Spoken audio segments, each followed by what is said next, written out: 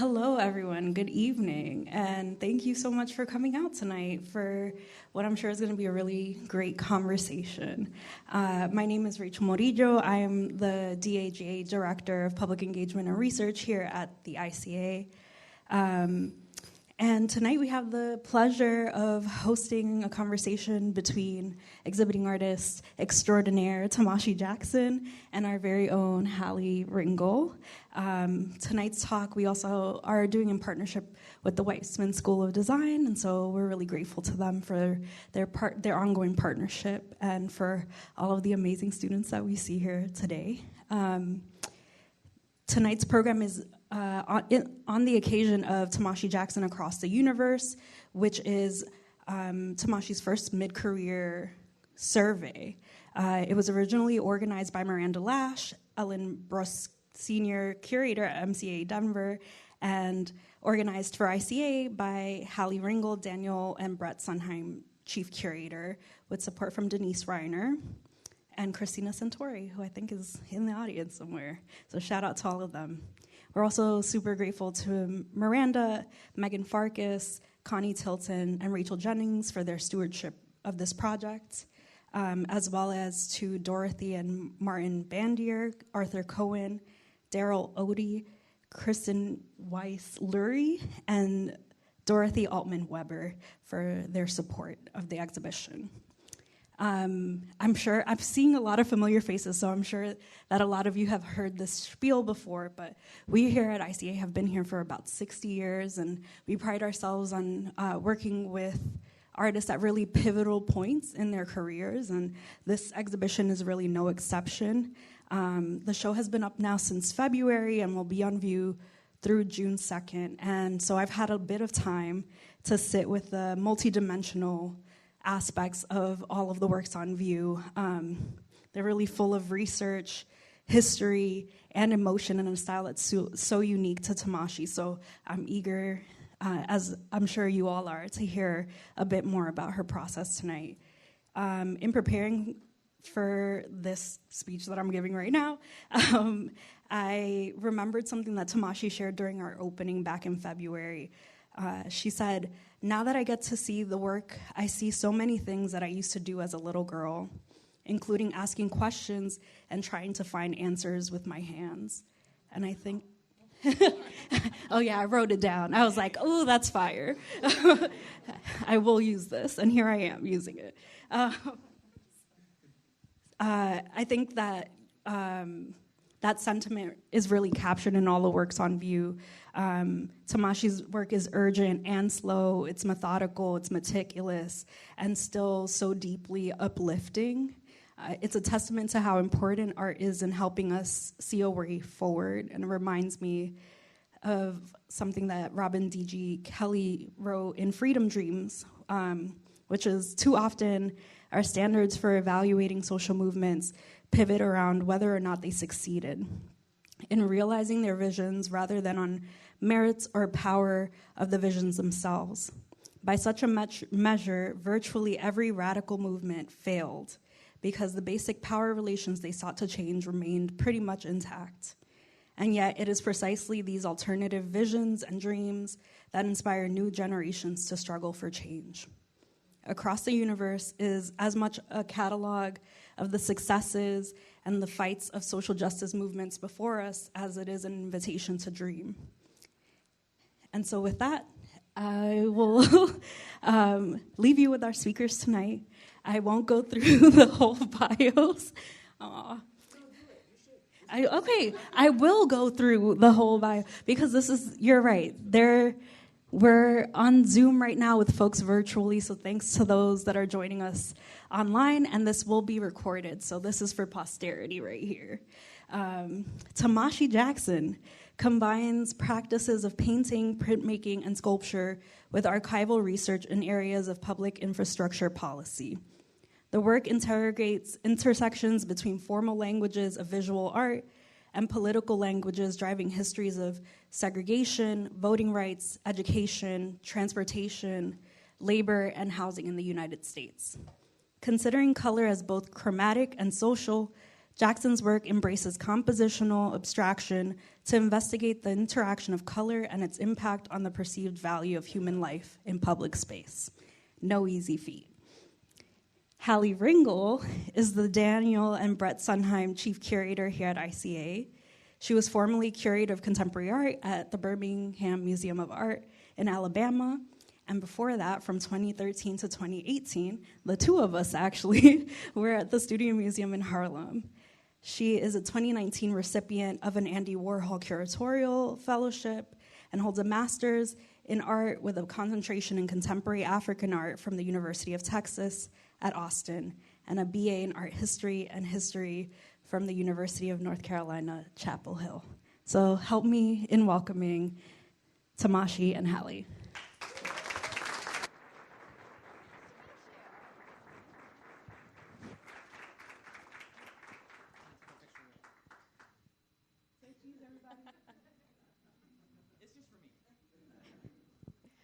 It's for your new Instagram assistant. No, yeah. Yeah.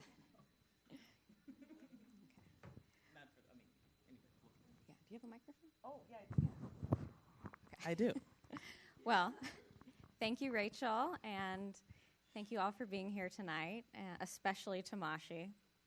It's been such a joy and a pleasure having your exhibition up here at ICA, and I don't know what we're going to do with Tommy tonight, or what we're going to do without Tommy tonight after this exhibition closes. It's been such a joy to have in the galleries. But we are here tonight to celebrate your catalog, your book launch. And I remember from our very first conversations, you were interested in thinking about printed material alongside your work, and that you often produce it alongside your exhibitions. And so can you talk about what that means to you and how you've thought about printed material in your past works? Yes, I can. Thank you, everyone, for being here. Wow, look, we have like a packed house. This is really extraordinary. T, there's a seat right here, right up here. Would you please? Please? Just want to be able to like look over and see you in my row. You knew it. You knew this seat was going to be for you with those fly green shoes. I love you. All right. Yeah, we're going to try to speak clearly. We're really grateful for the ASL translation that's happening tonight. We're grateful to the catering. We're grateful for everything that is making this possible. And we're really grateful for you all coming out in community. Okay. So, publications. Thank you, Hallie, for our conversation that prepared me for this conversation. So, page one. Okay. So the first proper publication that I have is my thesis, my graduate thesis from the MIT School of Architecture in the program in Art, Culture, and Technology. This was published in 2012.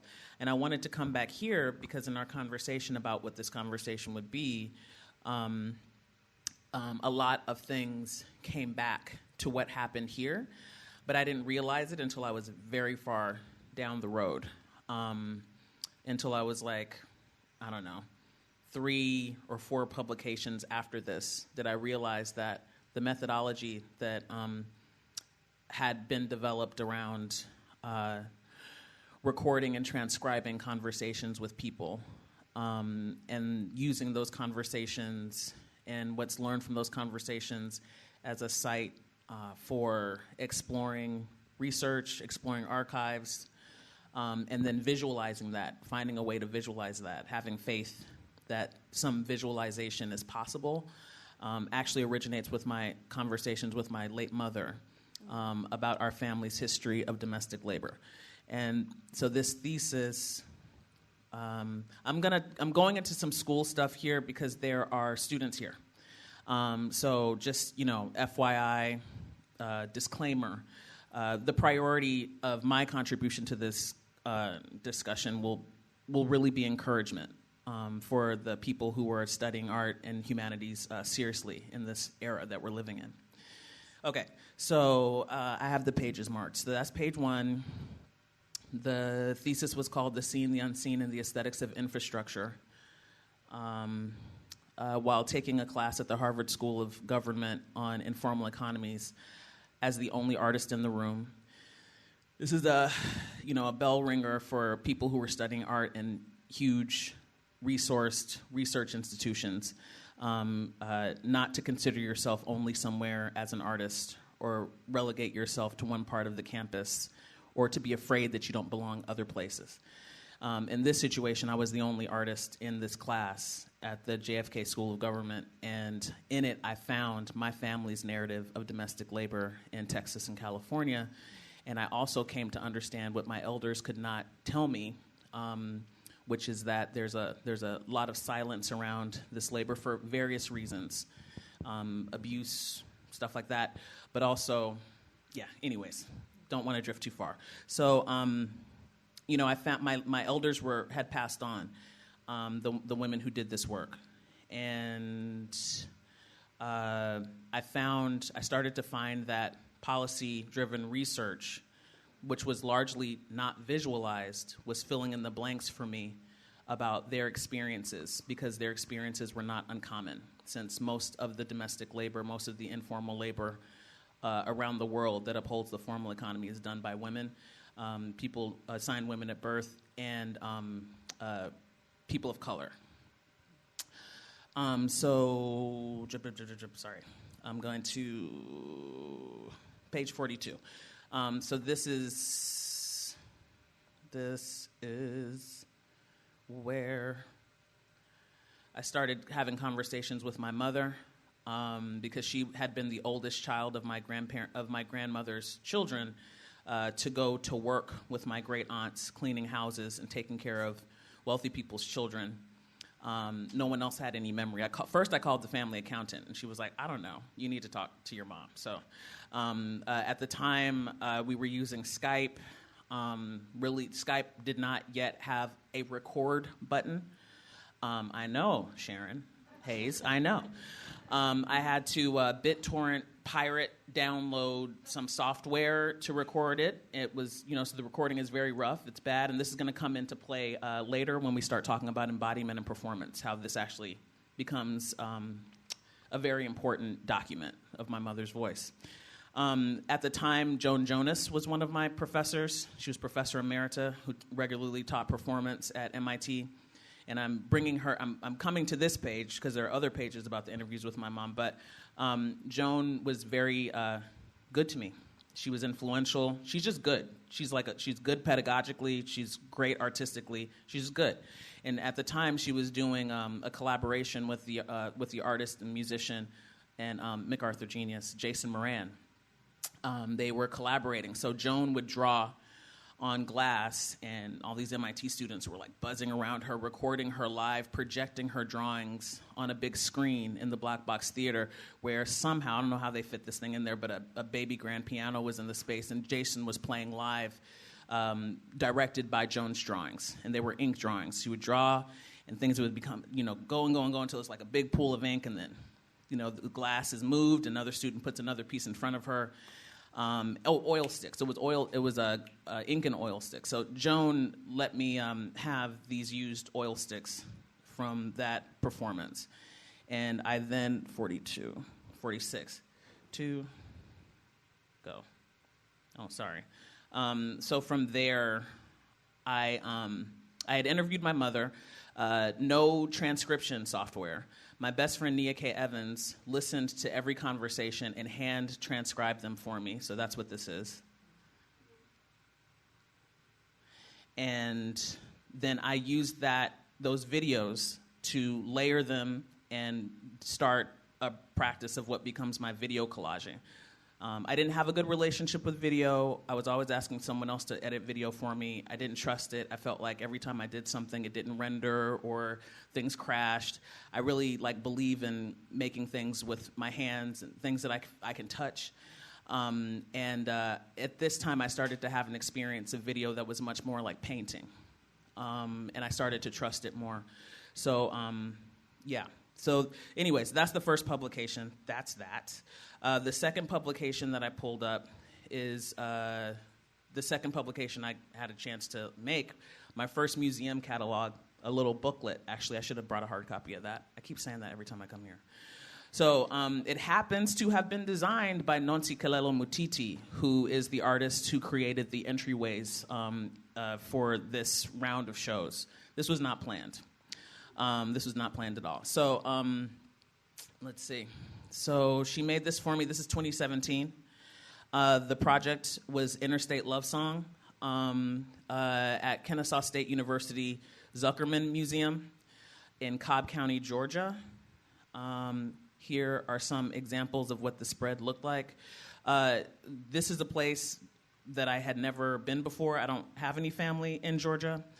My family's from Texas. So I didn't know what the show was going to be about. I went there. I was driven around. I met people. I learned about the crush of traffic that there is in the metropolitan Atlanta area that's a lot like Los Angeles. It's more like LA than I had anticipated. And I started hanging out at parties and talking to people and asking people, like, what's up with this transportation situation? And people started telling me, I started like following clues. People who had generational memory knew that the ridiculousness of the public and private transportation bifurcation was the product of years and years of voting referenda to stop the expansion of public transportation, to limit the movements of black people in Georgia, in Atlanta, in metropolitan Atlanta after Reconstruction. So we were working with Georgia State University Archives, which allowed me access to a lot of good stuff that I then, dropped into the way that I do things, like using Photoshop to create halftone. That's when my printmaker comes out. And I turned them into halftone lines. So this is what Nancy did with the testimonials of Atlantans who were kind enough to tell me about their experiences. Some of them are there for like 7 generations. Some of them just moved there to go to school, but they all have this relationship to public space by way of transportation. So thank you, Nancy, for that. And then the next publication ends up being for the Harvard Radcliffe Institute, the Brown 2 book for a show I was invited there to do. But a funny thing happened. The world descended into a once in a couple of lifetimes public health crisis, global viral pandemic. My mother used to tell me about polio and about emergency vaccines and stuff. But, couldn't have anticipated that, we were going to live through that. So we had this was my first time getting to work with a dedicated crew of research assistants. Here they are. Aren't they beautiful? So wonderful. Oh, my God. Absolutely amazing. Which was really cool to work with this team. So, like, a call had been put out to Harvard students, and these are some of the people that responded to the invitation to come and do something with me without much clarity about what it was going to be. But I knew that I wanted to return to Brown, because as I had been a graduate student at Yale, I focused, taking what I should say I was like dropped out of school, deferred for like many years. So what's going to sound like a lot of institutional relatedness or like school hopping from school to school is not actually how it happened chronologically. Like there's a lot of living in between. And I consider each of these schools to have been a community where I came and participated for a while, and it's not like the primary construction of my identity or the purpose of my making work. I want to make that distinct because, these days a lot of us like come to feel like we require school to like learn art, and I just want to like not add any logs to any fire like that. So, schools are resources. They're libraries, they're archives, they're people. So while I was at Yale, I didn't want to go crazy there. And I wanted to take something good that I learned from MIT, which was to have faith that my research would produce something that I could visualize, whatever it was, and to throw the cards in the air about how it was going to turn out, not have a vice grip around what I expected the visual product to be. So when I got to Yale, I decided I needed to learn more about the Brown versus the Board of Education cases because of what I had been seeing happening in Boston that summer with attempts to kill what remained of Yellow school bus service. So when the Radcliffe Institute invited me to have a show, I knew that I wanted to use that as an opportunity to return to archival research about another case that I had learned about after that, which was Brown 2. I didn't know that there had been another Brown case the following year that was required to assert the implementation of school desegregation practices. So that's what we were doing. So there's Kayla, Martha, Kay Anthony. We had a successful round of 3 in-person visits and archival digging before the campus was evacuated for the first time since the 1800s. And from there, we went totally into isolation and online. And each of them decided, and then we all together agreed that we would continue the project, even though literally nothing else was going on campus. E.J. Hill's show at the Radcliffe Institute had been cut short. Nobody thought anything was possible. But I picked up this good habit from my best friend who was taking her organization completely online during that time, which was to have one-on-one conversations with each of my people to ask them whether or not they wanted the project to continue so that nobody would feel pressured to say yes. And when everybody said yes, then we got together and we decided how we were going to rearrange our expectations for this effort and for the ethos of the purpose of our pursuit under these conditions. And we decided that the exhibition would have to be the book. How do we share an exhibition and its materials with people during a time when it's not safe for people to gather? So we concluded that the catalog, which was just going to be a little saddle stitch, some words, some pictures of work, actually turned into a spine document that contained our one-on-one interviews with experts, civil rights attorneys, advocates, the dean of Tamiko Brown-Nagin, the dean of the Radcliffe Institute, who's a civil rights law knowing a lot of stuff type person.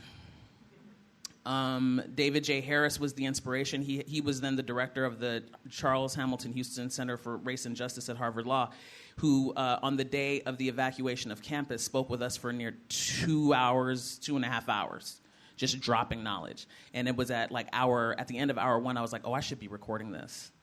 This is amazing.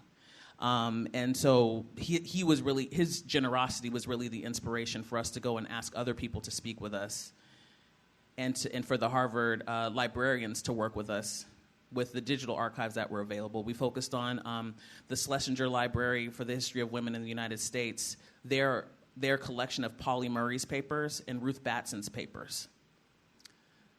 Martha, I think one of the coolest things that happened with this was that Martha would always doodle. I mean, I don't actually believe in doodling.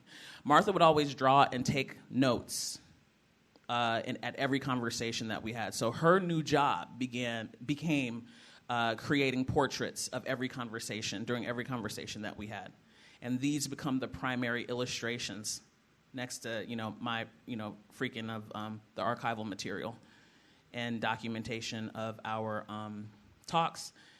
Martha's drawings end up becoming this way that we could actually slip in other parts of the conversations that were really fascinating that we couldn't include because we had a 1,000-word chapter limit, because we had a really great editor who came in later and reined us in, because some of these, it's 30,000 words, some of these conversations, how do we do it?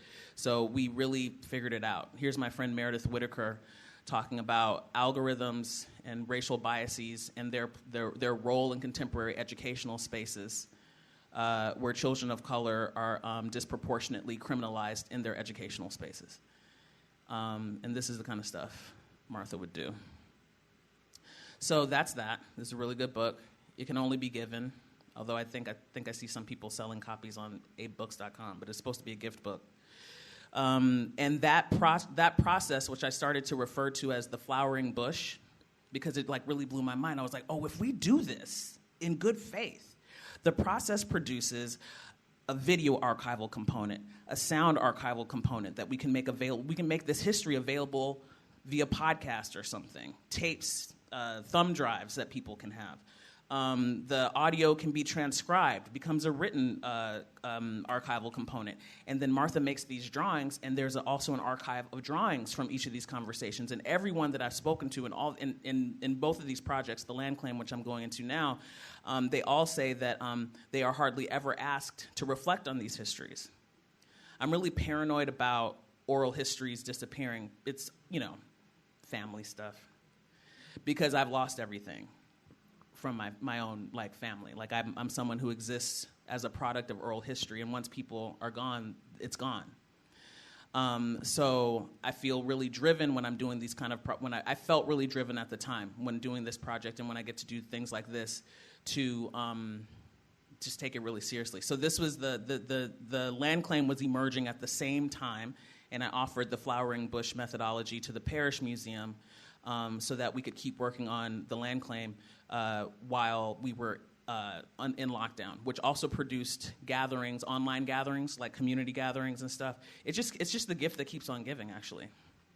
So here's Jeremy Dennis, really brilliant Shinnecock artist and founder of the Moz House Residency on the east end of Long Island on the Shinnecock Reservation. I spoke with him. The land claim, this is just, it's a really good book. It's a really good book. So I'll stop there, right? That's the last publication. Yeah. Well, not the last publication. No, it's not the last one. But it's the last one that I have in order here. So publications and process. When you and I were talking today about publications, I mentioned that when I was a student at Cooper Union, after being deferred from school for 7 years and working for artists and painting murals and being wild and being confused and, doing whatever else I was doing when I wasn't in school, I found a book called What Makes a Great Exhibition. And inside, rumbling in my heart of hearts, I was like, I want to make great exhibitions. I wouldn't say that out loud, but I was like, I want to make great art. And so I would read this book on the train, like, what makes a great exhibition? It's blue. It's a really good book. I should have brought my copy. But there's a chapter devoted to the publication, and I remember thinking, aha, of course, that's it. The publication transcends the limitations of space, the limitations of time, of geography. The publication creates a document that is new history. So it's an opportunity to make documents and new historic documents, especially for narratives that are under-recorded. Man. So that's what I like about it.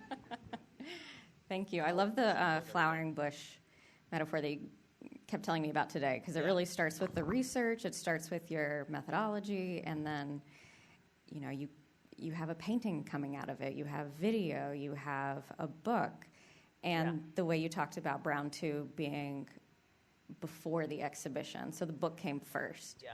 And then the exhibition came. Yeah, the book came first. We mailed it out to people. A second edition was printed by the Boston Ujima Project, and we facilitated a series of 7 book clubs online, where with each conversation we read 2 chapters, which thanks to Rachel, because if I had my way, they would not be 1,000 words. It would be way more than that.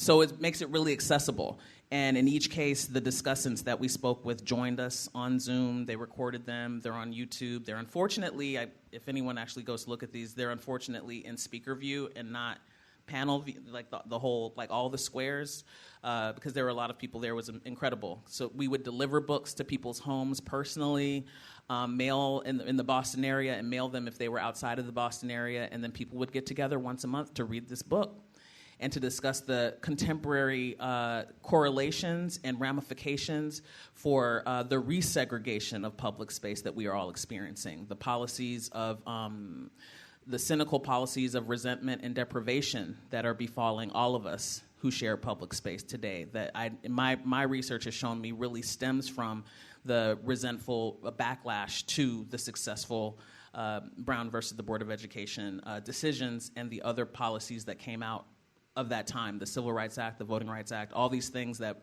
we are losing, which also includes the creation of the National Endowment for the Arts. That's a whole cluster of policy that happened at that time. That's that, I guess. Yeah. I mean, and you've created several oral archives of people talking about their work. So, like in the exhibition, you can hear employees from the Wexner. Oh, yeah. Yeah, do you want to talk about that? Yeah, that was wild. So, Love Roller Coaster, about experiences with voting rights in Ohio, also was all of that. My gallerists are here from Tilton Gallery. God bless y'all.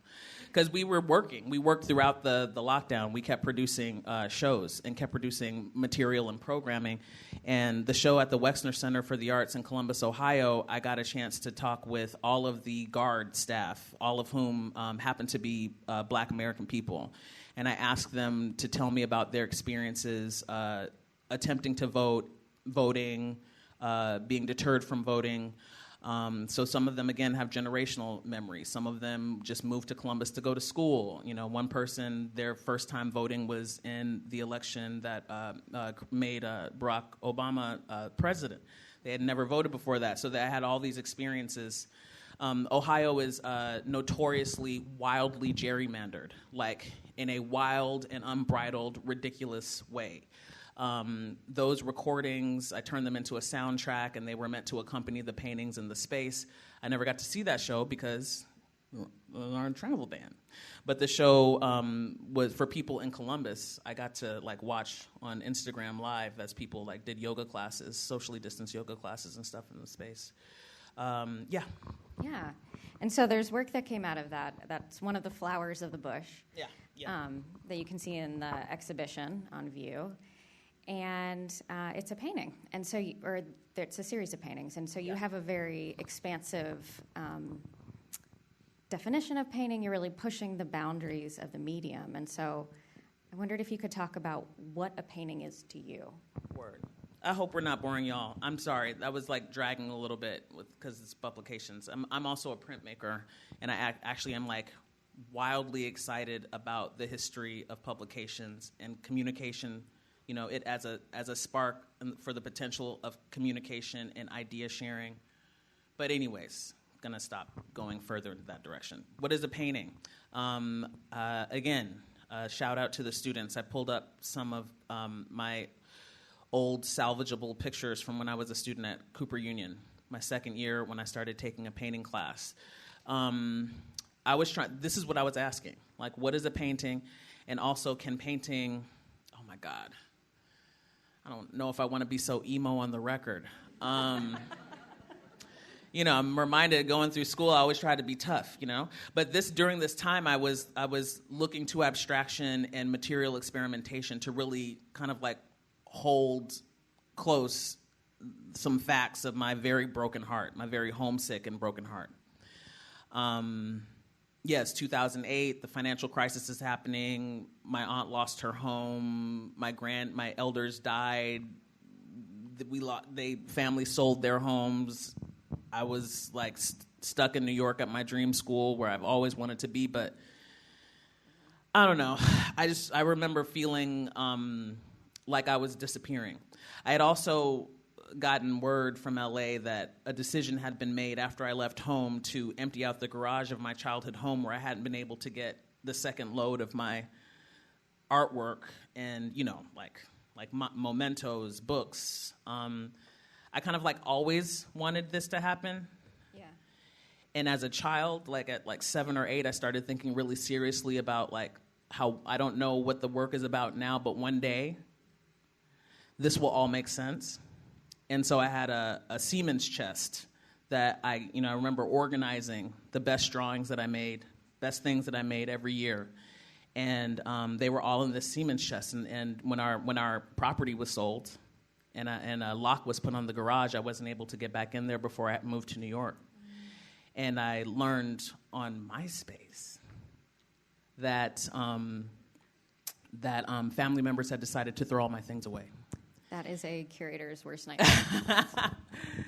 It's a hopeful child artist's worst nightmare, and it's also an adoptee's worst nightmare, because I felt completely thrown away. I felt like my worst nightmare, my worst fears, of being truly unwanted and unvalued, were just coming true, and all of my elders were passing away. All of these fail-safes.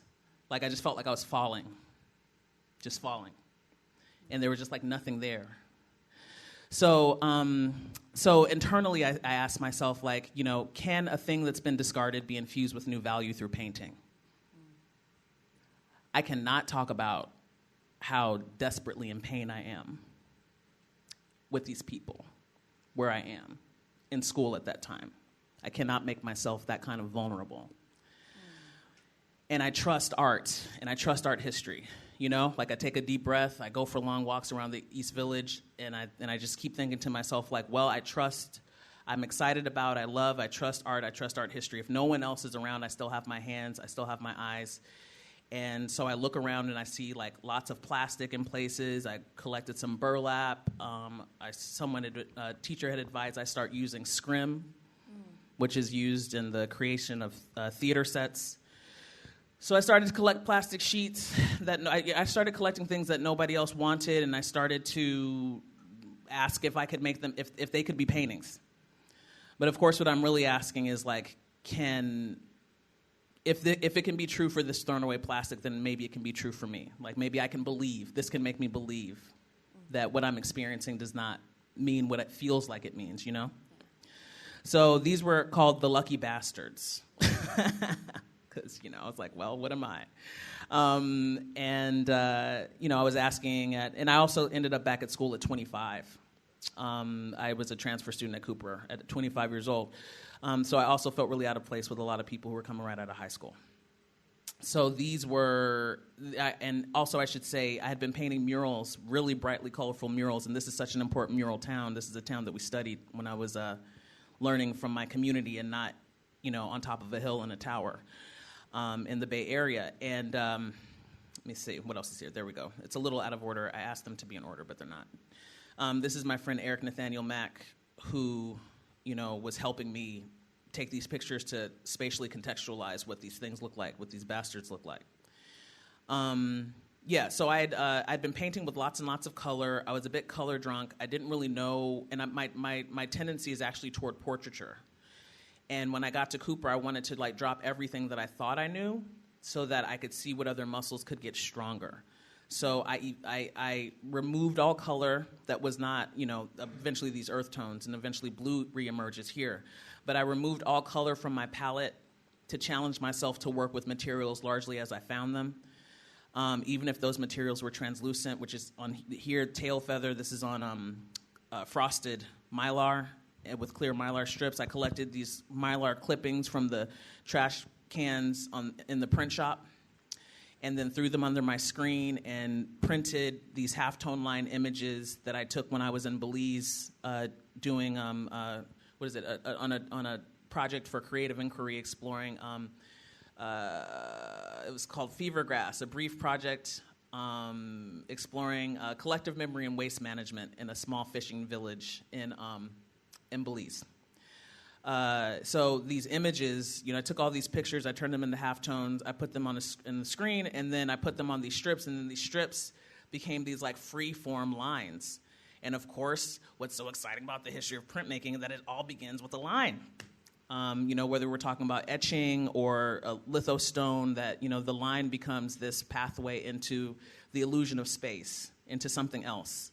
So I started asking, like, is it a painting because it's wall-bound? Is it a painting, do these packing tape transfers of the Pacific Ocean and the Caribbean Sea, like, are they doing what painting does? Is it a painting because I use something wet that then dries and absorbs? Is it a painting because it's projecting light onto a wall? This is, like, a little out of order, but that's okay.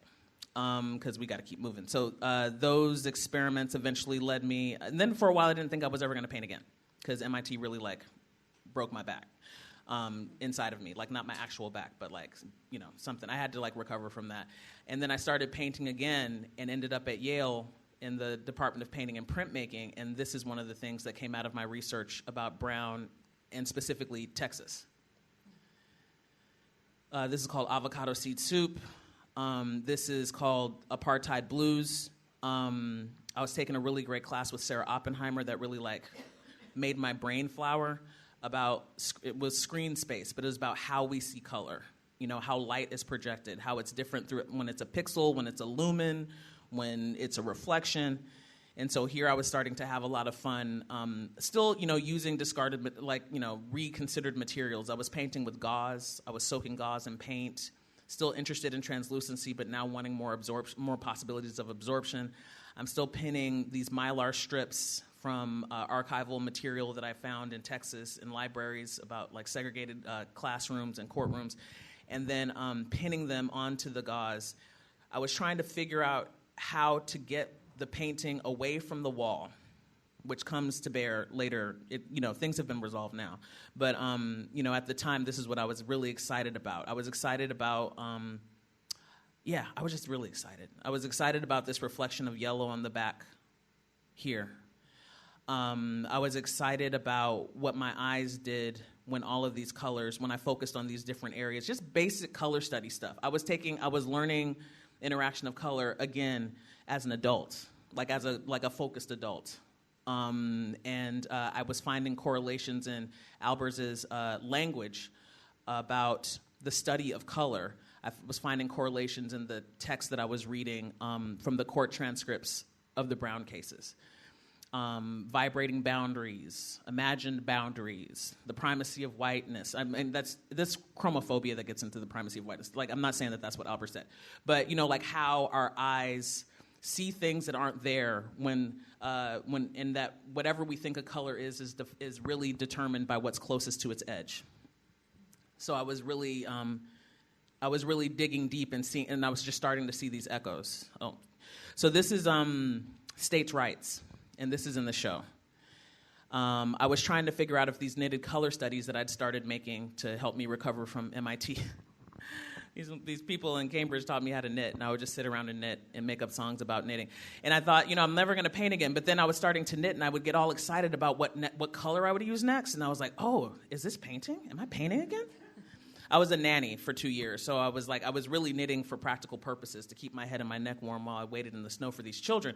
But, while I was knitting, I was like, okay, just 2 more lines, two more rows, and then I get to go to Michael's, get another color. And I was like, I'll be damned. I think it's still in there.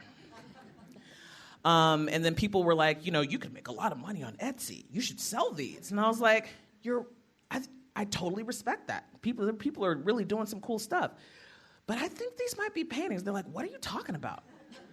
So I held on to them. I gave 2 of them away as gifts. I held on to the rest of them. I took them with me to New Haven when I ended up going there. And then I started just using them in the studio. I made this after I left, but this was one of the times when I was trying to resolve what did this painting need? And this is a painting made of a lot of print stuff. Whatever, experimenting. But it felt like the painting needed this color study. I was reading Octavia Butler's Parable of the Sower and Parable of the Talents at the time. And I remember this was from my first group show after I graduated, and it was at Mass MoCA, and I love Mass MoCA. I was like, oh my God, I get to be in a show at Mass MoCA. Oh my God. And this is a deadline. I got to finish this. And I remember sleeping on the floor in my studio in the Bronx and looking around and feeling really agitated, feeling like I don't have what I need. I don't have what it takes to give this painting what it needs. And then I kept reading for a while. Sometimes you just need to stop and read. Not here necessarily. Sometimes you need to stop and read. Because I stopped and I read, and then something clicked inside of me, and I looked around and I was affirmed that I had everything that I needed in the room. Whatever I needed was already here. And that's when I looked and I saw this color study, and I put it on this piece of wood that I had, and I stuck it into the painting, just like these racist Bostonians in the 70s tried to stick the American flag into Ted Landsmark, who was just trying to go to work in the middle of a school desegregation protest that he didn't know was happening in Boston City Hall Plaza. So that's what that is for me. And I was like, okay, now ideologically, physically, this knitted color study, because painting is about color, painting is about light. There are these things that we learn and that we hear when we hang out with other, more seasoned painters. But now I was convinced that I had an argument of my own that, nobody else was there. I wasn't arguing with anybody. But, I had an argument of my own that this thing was now a painting. That's something that I kept coming back to with these color studies. How do I add this into the painting universe and make it a painting? You wanted me to pull this one up. This one's in the show, Interstate Love Song. Not a painting. Not a painting. Actually, no, it is. Who's clapping about that? Thank you. Mike clapping like, yeah, it's not a painting. Let's argue, for real. Actually, you're right. Hallie wanted me to include this one, and I was like, Hallie, that's not a painting. That's a print. That's a print and a sculpture. But actually, the light projected onto the wall. Color through light projected onto the wall actually is a painting. I was right. Yeah, you were. Yeah. Figures. Yeah, Figures. And then this is where things arrive in 2022. My third solo show at Tilton Gallery. This is called The Morehouse Creed. This was work that also, again, I want to encourage everyone, like whether or not you're a student doesn't really matter, but if you are a student and you have access to university resources, again, libraries, people who care about specific stuff that are only on a certain campus for a certain period of time, I would say just go for it. Because that pursuit of understanding the Brown cases as someone who's directly implicated and lived my whole life up until my 30s not realizing how I was implicated and how all public space that I had experienced from public television, public broadcasting, all of that was impacted by that. Interstate travel, everything was impacted by that. So I actually keep coming back to it, and this time I came back to it as the Great Society. Now I'm interested in the entire legislative package. I feel the need to understand what's being taken away from us. So this is the Morehouse Creed, and once again inspired by my best friend, I seized upon this digitized recording of Nina Simone performing "To Be Young, Gifted, and Black" at Morehouse College. I'm sorry, I don't have the number in my head. 1979. Say what? 69? Thank you. 1969. That's the painting that's what's painted into the surface, and what's printed in archival ink on vinyl strips, akin to what you see at a bodega, in a warehouse, a car wash. I see paintings everywhere. Is the audience that heard President Lyndon Johnson make his first declaration of his intentions for the Great Society at a commencement address at University of Michigan, 1963. 4? Connie. And it's so this was actually what's on the surface, Hallie, is the Tale of Two Michaels. That's what Altarant and I are performing in front of. I kept that painting that we'll see shortly. I'm sorry, I'm going way too slow. So sorry, y'all. I really hope that you all are okay. But this was an experiment. This surface I used as an experiment when I was asking, can video be a painting? Can video function as a painting? Can I turn a video into a painting if I make it go slow enough? And can I turn the color study into a painting by wrapping it around someone and sitting them in front of the painting? These are, so those first rooms, that first walkthrough in the exhibition is when I'm asking all these questions. And when we go into the video room, we've gone into the video room. There are two monitors on either sides where one of the experiments of that is in the show. So I unwrapped this, another painting on gauze that did not age. I mean, whatever. Another painting on gauze that I reinforce now with other materials. So this is like, I don't know, a good 5 or 6 years after I started this surface. And I projected this still that I took from the recording at Morehouse College, and I painted these brothers clapping and applauding. What's really beautiful about that recording is just how filled with love everyone is in the room after a decade of assassination, just a decade of bloodthirsty suppression of human rights. And then here's Nina Simone saying, you're where it's at, to be young, gifted, and black, and to see this like multitude of people rise up, just like almost beside themselves, just, yeah, like it's just beautiful. It was just really, really beautiful. So that's what's painted into the surface. The surface is also embedded with marble dust. Was that? This is from the Lincoln. That's when I was using that. Okay, I'm getting my years mixed up. The surface is embedded with this one more subtly than others with marble dust taken from the site of the unearthing of the Lincoln Memorial in Ewell, Colorado, where our other curator Miranda took me out there to make friends. So like historically painting, I learned this from Oscar Cornejo at Skowhegan. I learned this from Josephine Halverson, that before the polymer revolution, before we started using water-based gesso to prime a surface, artists used marble dust and animal skin glue to make a surface. So with all these years that I've been wondering, what is a painting? If it already exists, I don't want to do it. I want to make something new. I find myself back at a material process that's actually informed by the way that our predecessors, wherever they were, did, which was to turn stone into a surface and let it absorb the painting to reflect a liquid, a pigmented liquid to refract light. I think that's a fine place to stop. Yeah. See, there's the marble dust. You can see it.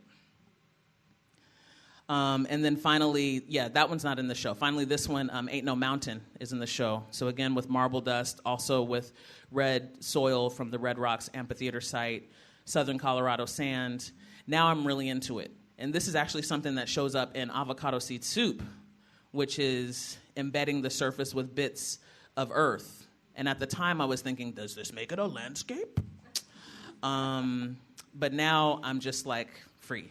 Now I'm feeling more free.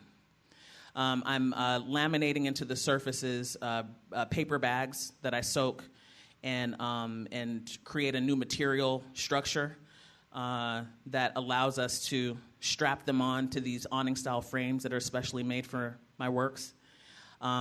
Totally inspired by Interstate Love Song and how that functioned. So, I want to just encourage everybody who's working, who's thinking, to embrace the multiplicity of disciplinary possibilities when exploring how your language can emerge. Don't be limited. Oh, sorry. Yeah, I'm just going to play a little bit of this because Hallie asked me to. Yes, she's like, it's my fault. She's just going to take the hit. All right, I just wanted to show you a little bit of this, of what it looked like to ask, can video be a painting? This was a in-school studio collaboration with my friend Alteron Scumby. And there's the painting I was telling you about. That years later becomes the Morehouse Creed.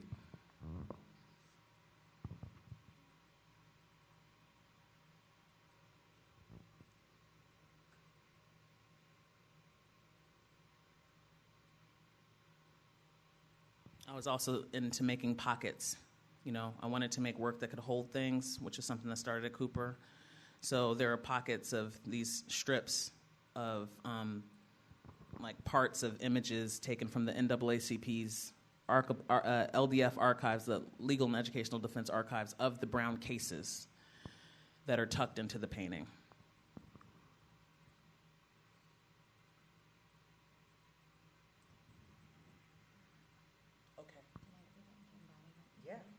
Well, go ahead, talk, Hallie, because this illustrates what you're talking about. Yeah.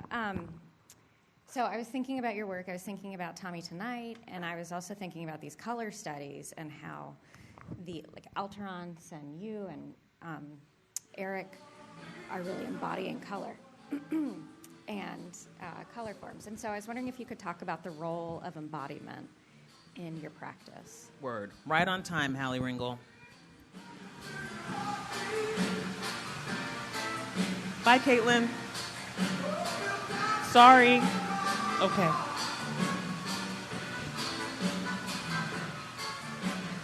So this was us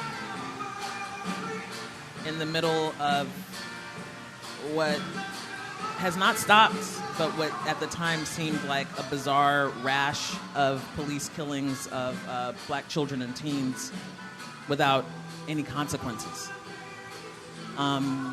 This is 2014 to 2016 that we were in New Haven.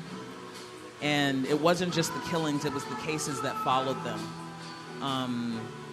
Where victims were put on the stand and in front of the police who killed their children and disbelieved and driven mad Michael Brown had been killed. The Department of Justice decided not to file charges against Darren Wilson, who killed him in cold blood in the middle of the street as he walked to his grandmother's house. And I was beside myself. Most of us were. But I was seeing, at the time, I was getting into, my research into Brown was, kept coming back to issues of transportation, like Plessy versus Ferguson. Like the first successful case of spatial desegregation was a transportation case. And I thought it was interesting that so much of what was happening in Boston had happened and was happening again was around school transportation. So then that drove me further and further into the value of the lives of children and how children are supposed to be a protected class, but they aren't really.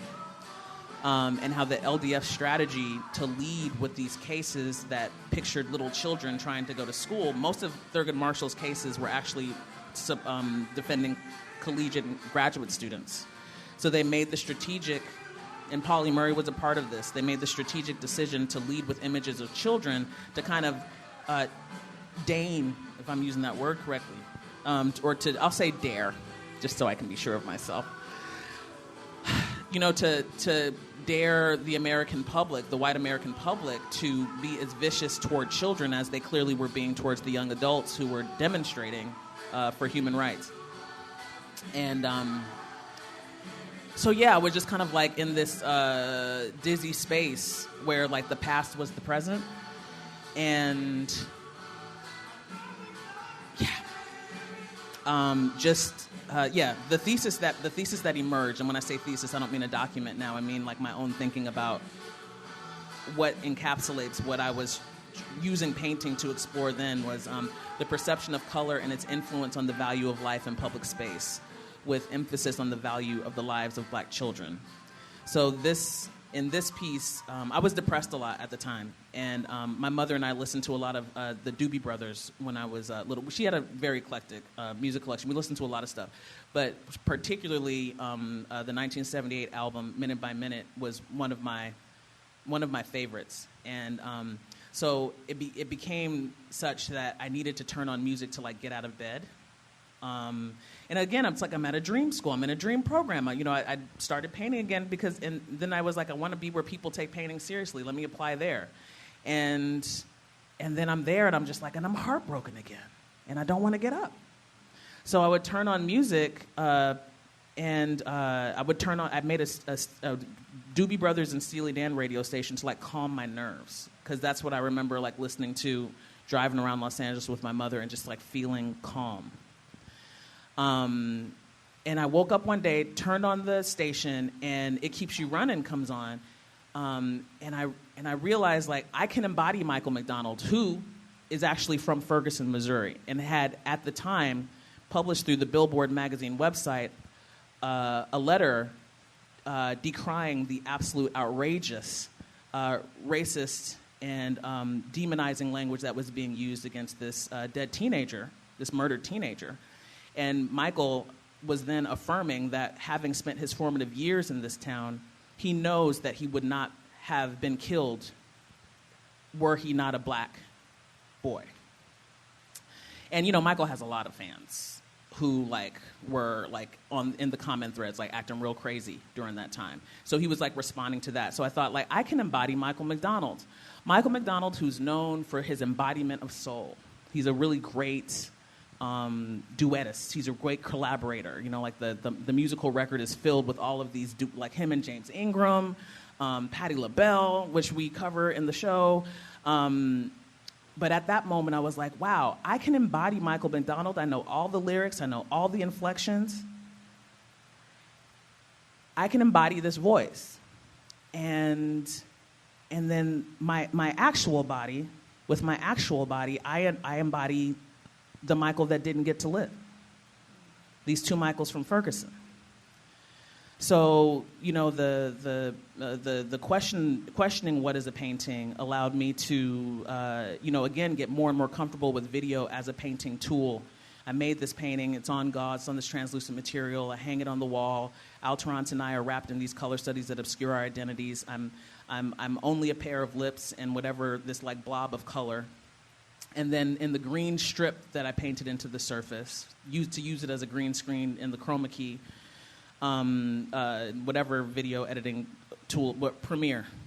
I drop in this recording that I made of a live televised broadcast of Ferguson after the DOJ's decision was announced, when the city exploded. And as I'm going, it's becoming like an endurance exercise at this point. I did not plan on showing you this much. I swear to God, I'm going to stop.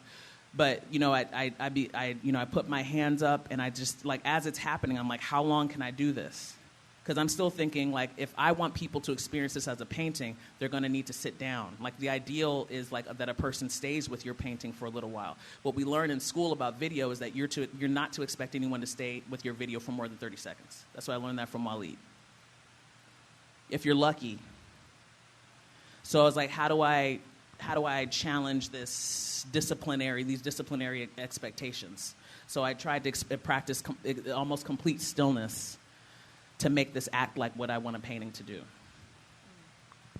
That's that. And we're about out of time, but and that's okay. That is okay. Thank you, Tomashi. Was there? Oh, okay.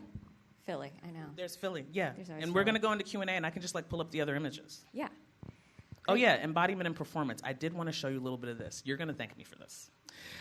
Yes, we will. Thank you, everyone, for tolerating me. So the Tommy Tonight character, as an alter ego, emerged when I was at Skowhegan School of Painting and Sculpture the summer 2019. And while I was out there, frolicking with all these, like, deliriously happy people, I found out that there had been an earthquake in Southern California. And from that, I found out that my mother had moved from anywhere where our family members were all the way out into the middle of the Central Valley in Bakersfield, California, in an almost completely isolated state, which terrified me. And once again, like, just slipped me into a feeling of despair. And I intended to stay inside of my room listening to recordings of lectures from, like, LaToya Ruby Frazier and Bell Hooks. I was just gonna like not talk to anybody. But then I remembered that there was a party happening that night of performances of drag performances, and a friend put a beard on my face, and I got dressed up, and this character emerged that, in all honesty, allowed me to have a break from feeling the way that I felt and being myself, which was feeling like there's always something happening with people that I love that just, like, throws me for a loop. And this character reemerged. His name is Tommy Tonight. He may not be with you in the morning, but he will be your Tommy tonight. People did not know who I was. It was so much fun. We ended up making, so the videos that are in the video room, Tommy Tonight and Friends, the talents that emerged during that summer, our curator, Miranda Lash, really insisted that we spotlight that. I thought it was ridiculous to include this in the show, but people seem to enjoy him. So my mother died during the lockdown. I wasn't able to be there. She had been a photographer, among other things, and I was able to get a hold of her last camera, where she had 10 pictures that were studies of trees that she was looking at in isolation. I took those images and images that I had been taking of gatherings that I was a part of, including Beyonce's Renaissance concert in London. Did not see that coming. But like moments that felt odd to me because people were so together and so deliriously happy to be together, and I hadn't seen that in so long. Those become contrast. Here again, printmaking shows up in the way my language works. I use the halftone line to crosshatch seemingly disparate events. This happened at Night Gallery. So this was a one-night-only performance, my first time performing formally as Tommy in front of people by myself. Once again, embodying the sound of Michael McDonald. I lip-synced the entirety of Minute by Minute.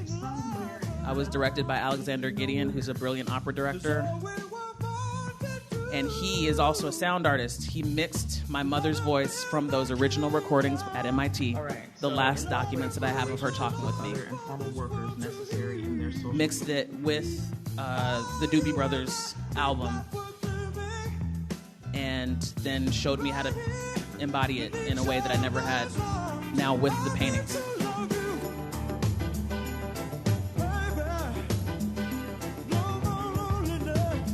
Because I thought to myself, once again, I lost a lot of things. You know, they gave all of her books to Goodwill, and a lot of things happened really fast, and I couldn't do anything about it. Uncle Nelson was also a... But I know this music. And he would work at the L.A. So, and my family's labor history in Los Angeles happened to happen all around where night gallery all over the estate, and they made It's wild. a park. LA Poets Park.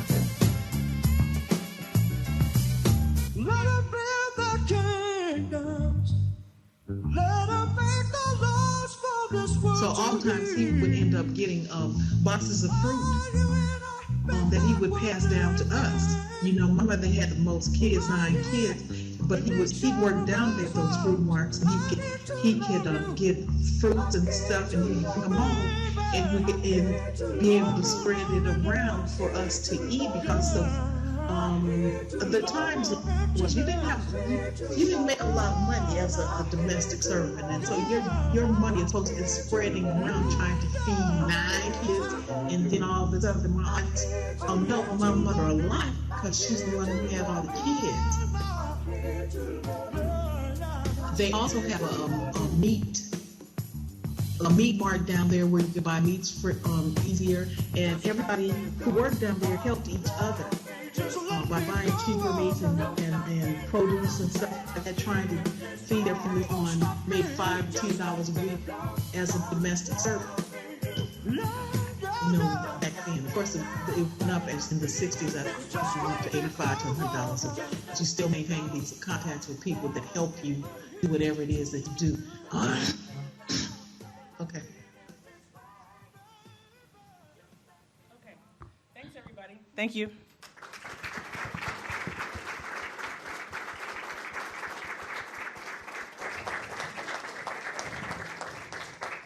Hi, Rachel. Hello again, it's me. About that. Hello, it's me. It's me. I can't. I'm no Tommy tonight, so I'm not even gonna try. But if you're up for it, maybe we can take a couple of questions from the audience. I also just wanted to give people a sense of like what else is going on, right? And so to bring us back to the moment at the beginning about publications, after we do questions. Tomashi's new beautiful book that you see on display on that very table up at the front is for sale here, and Tomashi will be signing copies. And so if you'd like to buy one, get it signed, that's available to you afterwards. And we'll also be keeping the galleries open for a little bit longer if you want to linger.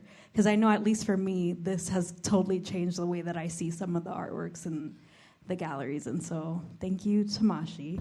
And are there any questions? If there are questions, raise your hand and I'll come to you with this nifty microphone.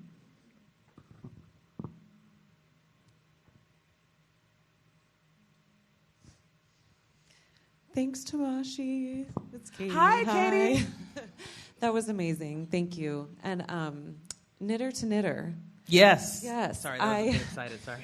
I mean, I love your knitted color studies and how you use them in your work. And you call them color studies, and I feel like the color is really what has sort of drawn you to them and like makes you think of them as paintings. But I was wondering if you could maybe talk a little bit about knitworks structurally too, like if that's anything that you think about with them, or because I feel like you use like unique structural properties in your work, and I was just wondering if you think about it at all. Or I think I have a lot more to learn. I mean, this is why I would like to hang out with you more. I only know how to knit in purl. That's as far as I know. And I now don't remember how to knit on straight needles. I can only knit on circular needles.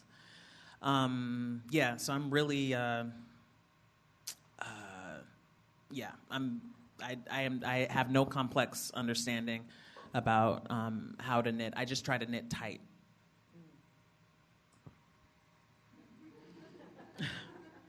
do you try to knit tight because, like, for a process reason? Oh, I guess that is a structural decision. Yeah. I just want it to be. I don't want to see through. This is something that I actually don't want to see through. And the other piece, actually, while we're talking, I'm going to let this one play silent. That was the other video, this is our only chance to show these on the big screen, because in the show that they're on monitors. Yeah. Okay. Yeah, thanks for that question, Katie. Yeah, you inspire me a lot. I kind of want to throw questions back at you, but I'm going to stop myself from doing that. Thanks again. Love you. Love you too. Full disclaimer, right? That's like first question comes from a friend. Hi, my name's Aaron. I just wanted Hi, to... Aaron. Hey, how's it going? It's kind of an open-ended question, Okay. so I can be a little bit more specific, but can you just talk about growing up in LA a little bit? Oh, that's so interesting. Are you from LA? No, but my girlfriend is. Where are you from? I'm... I grew up in the South, but I lived there. Put the mic, because we're on the record now. Where? I was living in Los Feliz for over a decade. Okay. I went to school there. I went to Immaculate Heart Middle School and High School. Did you go to Immaculate Heart? No, but I drove past it every day. Yeah, that happens out in the world. Immaculate Heart is where Sister Corita Kent did her amazing work. But I did go to Georgia State, so that was great. Huh, yeah. So I'm from Mid-City. I'm from Midtown. Okay. And my aunties had homes in, actually South Central Los Angeles and in Compton and Inglewood. So I used to say every place where black people were, but, paradigms are shifting. But that's where we were. There, all of those places, and then one auntie in Santa Clarita. When things were particularly gnarly in the 90s, she decided to move away. I loved it. It's heartbreaking. Yeah, I don't know. I guess I end up talking too much about social stuff and not enough about, the paintings. But, I don't know. It is in the paintings. I don't know. Let me stop. Anybody else have a question? Is that enough? I know it's kind of open-ended. I just grew up in Los Angeles. I went to public magnet schools. I went to private school for 3 years.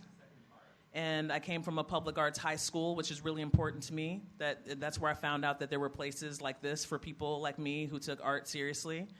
And I started to believe in myself so that even when I was in places where, you're not going to be able to take care of yourself. I just remember always being asked, as if it were, a trick question, what do you want to be when you grow up, Tomashi? I was I'm an artist. It's already that. And the teaching artists at my elementary magnet school that was embedded in the USC campus and my high school that was embedded in the Cal State Los Angeles campus, the County High School for the Arts, being able to be with teaching artists who took me seriously really transformed my trajectory. That's it. Giving me the courage to take risks, to apply for things, letting me know that, my first figure drawing teacher was a Cooper Union graduate. There was no website. There was the beginning of the information superhighway. So there was a little website, but they didn't show student work, which I really respected. You just had to want to be somewhere. So, and then I was also influenced by the mural tradition, the muralist tradition in Southern and Northern California. My first school was the San Francisco Art Institute that's now closed. The oldest art school in the west of the Mississippi River is closed. And the only thing that stopped its open sale outright was a Diego Rivera mural in the McBean Gallery that was worth more than the land itself. My grandparents lived there for 40 years, and there's a great muralist tradition there. So when I dropped out of school, I became an apprentice to local muralists, and then that became, I had all these dreams as a little visual artist, maybe I'll be a cartoonist, maybe I love comic strips, maybe that's what I should be doing. I love murals. I will know that I have made it when I learn how to paint murals. I will know that I have made it when I get to study with people who really have great art educational pedagogy, when I can do what they train me to do. So, there's just been all of these. I come from a place in a time where I was able to, keep feeling like I was accomplishing something, whether or not I was in school, through this desire, because those people were around. Thank you. Hey. Hi, Tomashi. Hi. And there's another person here in the tank top. Okay. Hi. I'm Keith. Hi, Keith. I didn't get enough time to make my question more nuanced. But you gave this sort of history of how you're collecting things and you have these things unresolved. And then there was a point where you said this is now resolved, and like Yeah. my simple question is like, how do you feel about that, and like how do you move on from that, and like what now, like what's next? Well, I'm still learning from the materials that I'm using. Like every time, it's like I'm more confident in the steps that I want to take to make paintings. Seriously, you're not gonna ask your question? No. I saw her first. Okay, got you. All right, just want to be encouraging. Painting with the marble dust. The marble dust that I collected from the quarry on Mount Penteli in Athens, Greece, is pink. Marble dust, the marble dust that created all of the, that's used for all the restorations for the sacred monuments in Greece, comes from the same mountain that the original marble came from. It has to.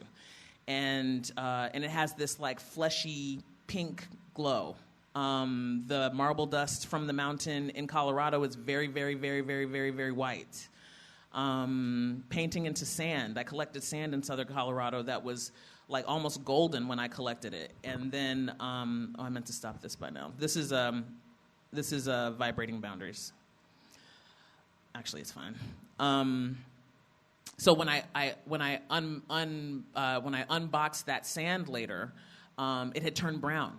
It had oxidized or something. So the materials are constantly showing me more. In the places that I go, that I'm invited to go to, be with people and maybe ask some more questions. I don't know what's going to happen next. But, most recently, I felt moved to ask people help me collect burned palm tree fronds. I didn't know that palm tree leaves were called fronds. I learned so much just from working. Past projects, it'll be here. Silent alarm. I made some paintings using burned palm tree fronds that my goddaughters collected for me, and that my gallerist at Night Gallery, specifically Davida Nemiroff, organized a burning on my behalf. While stuck in some traffic in LA when I was there to make the show, Minute by Minute, that I just showed y'all. I was stuck in traffic looking up at the palm trees, and I was thinking, I love this city in a way that is irrational. I love this city in a way that's irrational. I don't need GPS. I don't need GPS to move around most parts of Los Angeles because I have a body memory of where to go and how to get there. From all of my times as a delinquent child sneaking out of the house and driving around to parties and stuff when my mother was at work. And I was looking up at these palm trees, and I was thinking, the way that police violence has completely overtaken that city, hijacked the city budget. It is awe-inspiring. It is breathtaking. And the fact that it's no longer a two-paper town, it's a one-paper town. And that paper is owned by a billionaire or something. So there's not really regular coverage of just how horrific some of the things that are taking place on a regular basis in my hometown are. And of course there's the homelessness crisis, which everybody who grew up there knows that it was not like that. It was not like that. It's not an inherent state, nor is it the fault of the weakest people involved. It's policy that makes that happen. But here I am on the 101 freeway stuck in traffic, and I'm like, oh, God, but it feels good to be back here in this crazy way. And I look up at these palm trees, and I was like, I love this city so much. I remember loving it when it was on fire. And then it occurred to me, totally new thought, that I should make paintings using the ash from palm trees for my own symbolic memory of LA on fire during the uprising of 1992. So that's new. So, stuff will keep happening as long as I'm alive. But if I don't, whenever I'm done, a lot will have been done. So it'll be fine. Thank you, Keith. Aaron's like, let's get out of here. I feel like my question is very two-folded, but also I'm just trying to figure out everything. So my name is Cheyenne. I am from Cambridge, Boston. Stop it. Wampanoag lineage. And so I'm very interested in your work. Also, shout out to your best friend, Nia Evans. Yes. Shout out to Nia. And I think my question is really about like knowing the history of my land and also understanding the amazing work that Nia has done with the Boston Dreamer Project. Also, really just all of the ways that you have shared the history of that land. And I really appreciate how you have lifted up the Shinnecock Nation with your land claim project. And you speak a lot about the social implications of your work. And I guess I'm just wondering, like, this is why it's two-part, is that you say it's a painting, right? And I also see it as a collage, as, like, different time periods coming together, different worlds coming together under the same systems of oppression and power and land and policy and all of the ways that systems of oppression work. And so I'm wondering, so this is why it's two-part. There's that in regards to, like, how Boston, Cambridge has shaped your work specifically, knowing that if you are in Boston and Cambridge, people are specific about being like, I'm from Cambridge versus I'm from Boston, because you have the bridge, right, that separates, and there's just great differences there. But also, again, thinking about collage work, and I'm just wondering if collage is a part of your work and about the study of collage as you think through your work. Wow, Cheyenne, way to lay it down. Gosh, y'all have me like coming up like, gosh, just all sorts of stuff is just rising up in my feelings. My internal drugstore is just popping right now. Wow. Thank you for acknowledging the great work of the Boston Ujima Project. It's something that keeps me hopeful because when I leave here, I'm going to do studio visits tomorrow, and then when I leave on the 26th, it's so I can go to a roller skating party as a part of the Mattapan Assembly, the Boston Ujima Project community assembly that's based in Mattapan this year. To have lots of conversations that also always include what are businesses that we love, small businesses that we love, and what are the small businesses that we need, and how can we make collective. I don't get to vote because I'm in Cambridge, but Boston area members get to vote on where the $5 million that has been raised to create the Ujima Fund will be dispersed to specific businesses that would otherwise be hard-pressed to get direct capital for development in Boston, as is historically consistent. But the Boston Ujima Project is an arts and economic ecosystem. In fact, this second printing of Brown 2 is the product of the Ashe Ashe Cultural Assembly Grant, which is why the book club assemblies that we did were through Boston Ujima Project, which is amazing.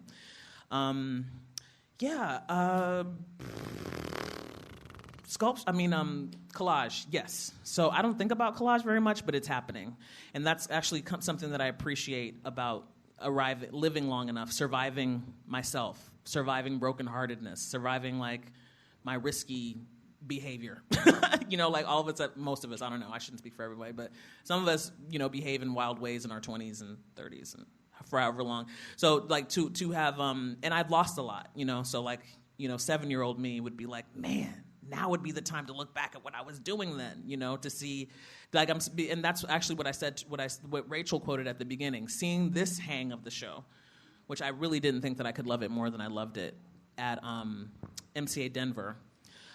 This is such a beautiful hang of this show, and it allows me to see all of this stuff that makes me remember I'm making things the exact same way I was making things when I was very, very young, which is to press things together and to try to make a new material surface to make a contribution that doesn't already exist.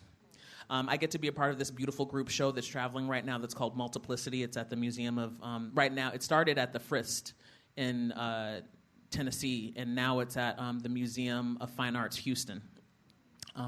That's next stop to go there to see that show and to have a discussion about that. So I'm categorized in a beautiful long history of collage artists.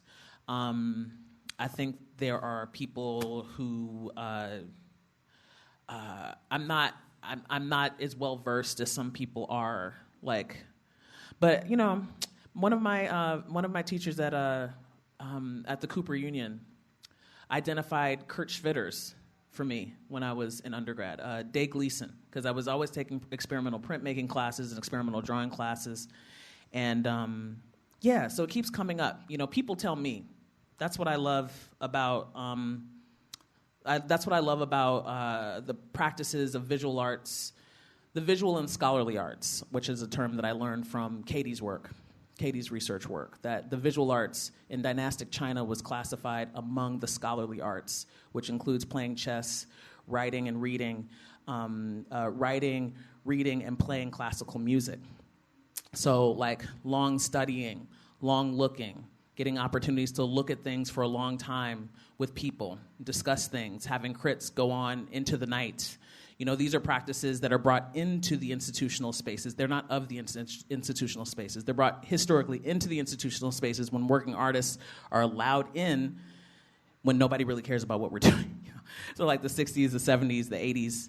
And I'm really grateful for that because this sort of exchange, this sort of like sharing that is possible, this critical thinking together, hearing what people see when they see the show tells me more because I don't know. I'm just like doing stuff, but then I get to hear more about history from what other people know when they share with me. So thank you for that. Hi, Tomashi. I'm Issa. Hey, Issa. Well, my question comes from a place of also being a person who works with image and printmaking and archived imagery, and I guess I struggle a lot with justifying why I turn an image and bring it into halftone form. Do you really? I do. I actually really do. What kind of halftone do you like to use? What kind of halftones? Yeah, you could be choosing the moire. You could be choosing halftone diamonds. Well, it's more thinking about how like I'm betraying the original form of the image, and I guess I always question why I'm doing it, and a lot of times I feel like I know why I'm doing it, but I'd just like to hear about like that transformation for you, like what that does to an image and turning it into that. Well, when I was in school, I learned that the halftone dot or the halftone line, which way am I going? The halftone, this is the end. The halftone dot or the halftone line is what's required to make a solid image printable. So it's very practical in that regard. And printmaking, like I really blossomed in printmaking. Like I really like grew to appreciate like the stabilizing nature of the printmaking process. If you're a photographer, if there are any photographers in here, I encourage you, I encourage you to embrace your contemporary digital reality while investing time in the methodology and the meditation that comes from darkroom development. Like these are practices that, again, like oral history, if they die with us, then we don't have them to pass on to another generation of artists as they were passed on to us. You know, it's not about stone lithography being necessary now. You know, like it was necessary at one time. And the fact that we still have shops that keep stones and keep tables. When we lose art schools and we lose art departments, or, you know, when so many of us are so device dependent, I actually am like not sure about how many of us are going to want to keep making with our hands. Because I often find myself hypnotized for hours with devices. But if I had access to a shop. So, you know, printmaking was something that really regulated me. You know, it was something I needed to. Printmaking is so great. Like, you could be, like, all scattered, like I tend to be. But when I go into a printmaking process, I have to be humbled by the disciplinary rigor of that space. And I learned that from Lorenzo Clayton. I learned that from Cara DiEduardo, from Scott Nobles, like the people who, Day Gleason, the people who ran our little print shop on the 5th floor at Cooper Union. Tiny little print shop, one of the greatest print shops in the country. Very small. And so like watching a print shop hum with people like moving stones, etching plates, the chemical timing that's required for this to happen here, for this to happen there, emulsifying a screen, exposing it to ultraviolet light. You know, all of these things are happening. It's really beautiful. And for me, it made me feel like I knew, I could know what I was supposed to do. I don't know if that even makes sense, but it's like, it's something that like creates order, a productive order. And to get anything from it, you have to humble yourself to the process. and then you can freak it. So once I got comfortable with it, then I was like, oh, I'm just not, fuck registrate. Oh, I'm sorry. I said I wasn't going to do anything wild. I'm sorry. Forget about registration.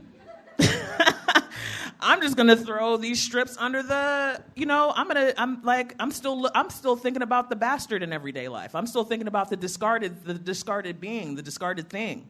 So I'm digging in the wastebasket in the print shop and finding all these strips. This is back when we still had New York Central Art Supply with like the classic, historic, incredibly irreplaceable paper department. So, I'm seeing like strips of very valuable stuff in the wastebasket. I'm like, I'm gonna take that. I'll take that. There's no food in the wastebasket. I'll take it and I'll throw it under my screen and wild out while Lorenzo isn't looking. And then I have these. What am I gonna do with these things that are produced from it? If I layer them on top of each other and play with their translucency, I can make a drawing. Am I turning this printmaking process into a drawing process when I'm cross-hatching now? Can I create the illusion of space? Because that's what happens with copper plate etching, a line and a line and a line and a line and a line. Before you know it, you have a scene that you could stick your hand into potentially. So it's just something that I came to like be a little like fixated on. It showed up here at VCU, at the ICA at VCU when I was invited to be a part of a show called Great Force.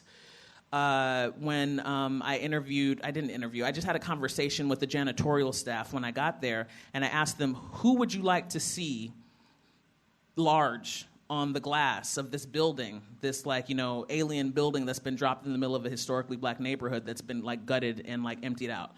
And now, most of the black people who are still around are black people who are working in service.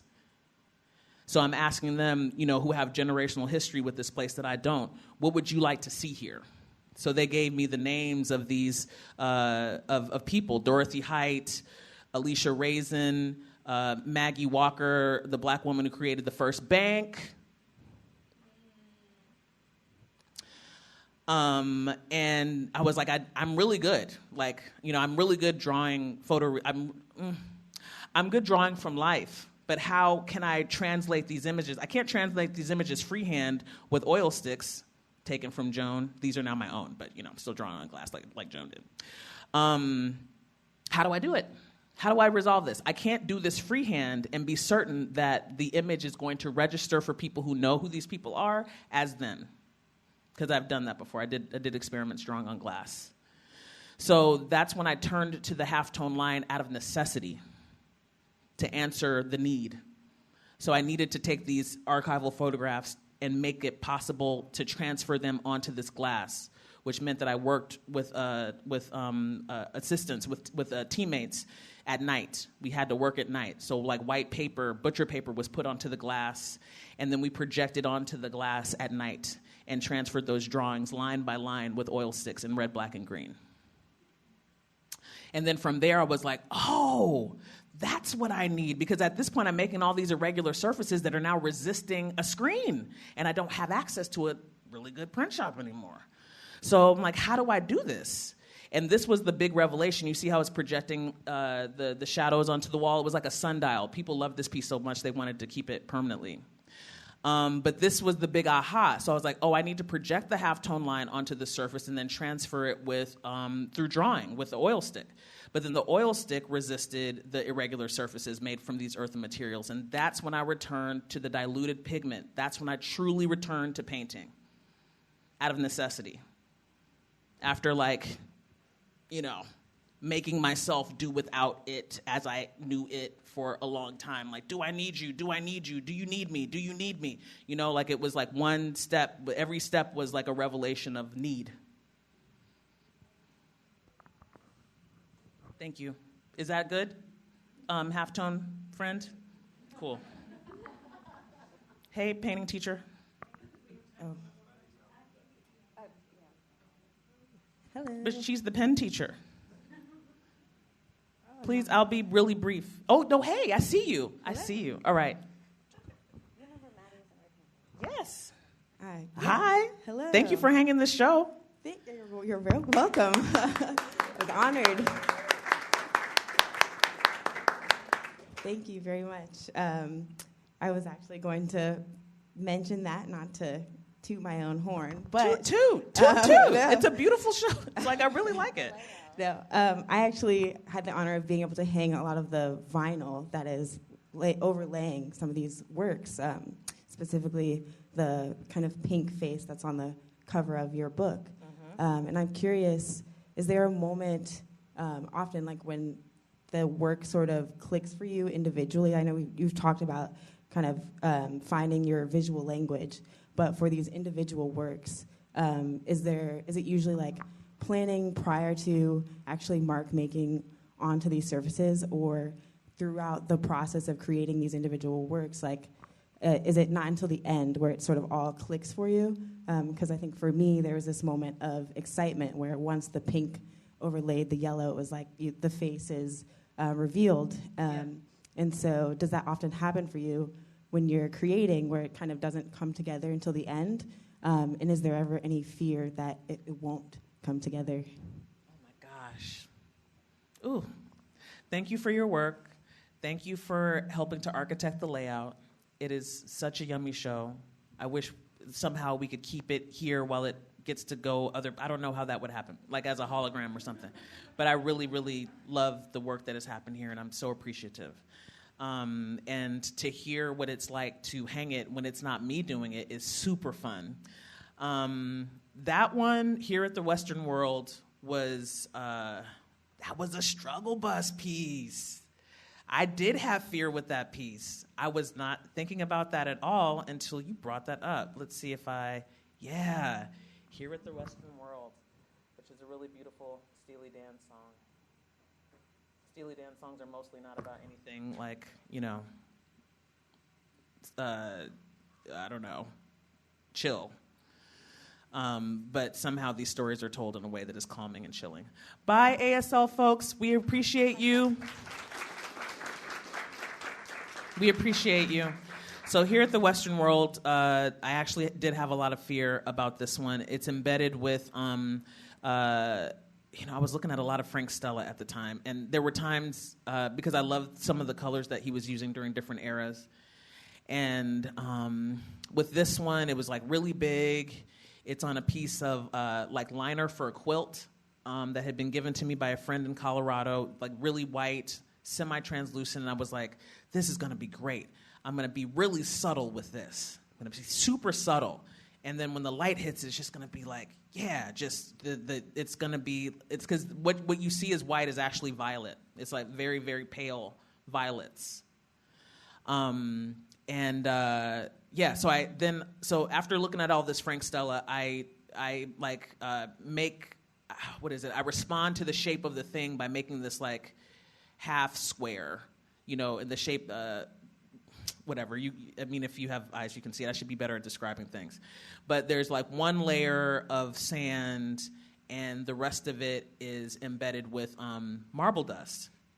And I loved it. And it's also laminated with these bag handles that allow it to be strapped to the frame. And the bag handles are soaked in a vat of water with black paper bags that stain the white paper to be like subtly pink.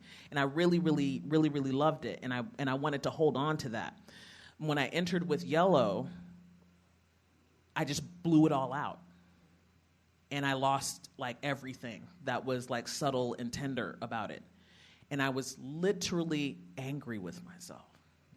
And there's just a 3-mile walk from my studio in East Somerville to Harvard Square. And during those walks, I would just like try to like work it out, and sometimes also just like pray for acceptance. Just like watching my feelings, because I was like, this is like really, like I felt, because this was like the end. Pickup was like the next week. And I had been building up this surface. Too bad I don't have my process pictures for you, but we can look at that some other time. But I had been building up this surface while working on all these other pieces. I can't go back. Once this color is soaked in, the yellow just like blasted everything out, and it made everything flat. And it just like broke my heart, actually. Or I'm sorry, I'm so sappy. It's just, I was just frustrated, and I was afraid that I'd ruined it. That there was something special and tender and subtle that was supposed to happen with it, and that the painting and I had an agreement, and I broke it. That's what it felt like overplaying my hand and being too aggressive. with the painting.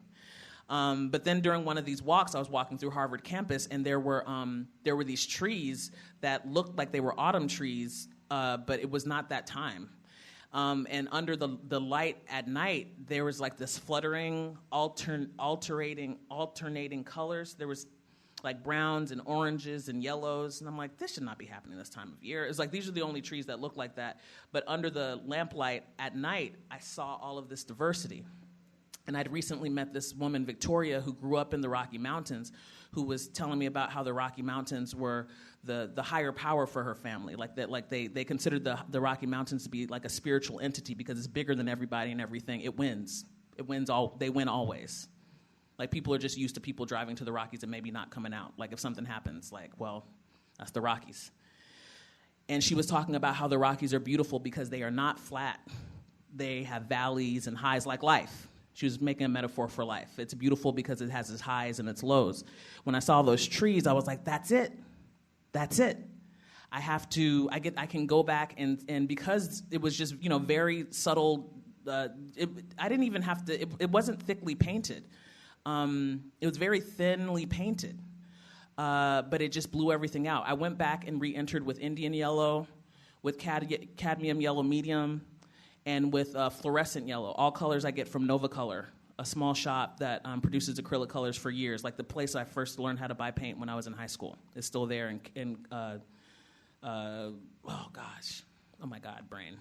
Culver City on Black Welder Street. Very, very vibrant colors. Muralists, we use them. All of the mural projects I've ever worked on that I learned how to work on, we were always ordering from Nova Color, the brightest pigments. So I went back and I was like, that's it, diversity. Diversity. And I can do that with these like diluted, watered down bits of these yellows, and then it can really glow. So, my fear was assuaged once, kind of like when I stopped to read that Octavia Butler, when I stopped to listen to somebody else tell me a story. And then when I went for a walk, I got the answers that I needed. And then, when the vinyls came and went on top, it was like, this is it. This is it. And the image on the vinyls is this. It's part of an image from a video still from a documentary called This Is Not Who We Are, about experiences of black life in Boulder from the 1800s to the present. And this is part of a pan view of the Second Baptist Church, the first and only black-led church in Boulder, Colorado. And this is the choir singing in 1972. So I use these images as halftone lines on all of the pieces that include vinyl for all of the new works for Across the Universe. So if ever one day, when I'm long gone, if they're ever reunited together on a wall, it's possible to see the entirety of that choir when all the pieces are lined up. And then our very, very last one will be our pen professor. We can't leave without the pen painting professor having a word. Thank you. It's Jackie. Thank you, Jackie. One of the things that I've always really loved about your practice is how deliciously promiscuous you are as you slide across painting and printmaking and sculpture and video and everything, and that it would be so easy for you to claim or evade any of those categories, and yet painting is the bubble that seems to contain everything, or that you come back to. And I was thinking about this old Sheldall quote about, it was a Why Paint conference like in the late 90s, and he's like, there's certain things that painting can do that nothing else can do, and if you like those things, then you like painting, and if you don't like those things, then you're not interested. And so I kept wondering, as you were going through this, what is it about the kind of psychic and physical and historical space of painting that you do seem to want to keep claiming and coming back to? That's funny. I didn't bother to get attached to the Wi-Fi here before we started, but I mentioned before that I'm an adoptee, and my biological mother, who gave birth to me, was a painter. And when she died, I was able to get this one painting that I used to see in my uncle's apartment that I didn't even think still existed. And yeah, it's called The Pendulum. And I'm looking for a recent picture of myself in there, but I can't. Yeah, I should stop. Yeah, so I was born this way. So it's just something that I've always wanted. I just have a compulsion to do, and I get a lot of pleasure from it. And when I'm in the studio, I feel like guided, and I feel directed, and the spirit of painting like guides my feet and tells me where I need to be, and it puts me with the people that I need to be with, who help me be with other people that I need to be with, and places that I wouldn't otherwise be. So, yeah, it's really fun to me to think about disciplinary boundaries. For a while when I was asking, what is the painting? Is it a painting if it's bound to the wall? Like, what are the characteristics of painting as we're studying it, and distinct from sculpture? Nikki Logis was my first sculpture teacher, my 3D design teacher, and we would like look at a thing, like walk around it. Painting is something that takes up space. It implicates the body. But then I started looking at Christopher Wilmarth, and then I'm seeing sculptures that are acting like paintings, and that are made just as passionately. It could make you weep what he was doing with glass and making that relationship happen with steel. So, yeah, just a painter. I mean, I chalk it up to, genetics and growing up in California and just being surrounded by cities awash in murals back when that was the way that you spiffed up a town that was going to host the Olympics. So I was lucky enough to grow up and see these paintings that were preserved, and now most of them are gone, but I was always being dwarfed by the language of painting and always wanted to be a part of it. So it always comes back to that for me. Thanks, everybody, so much. Thank you so much. Thank you, Tomashi. Thank you.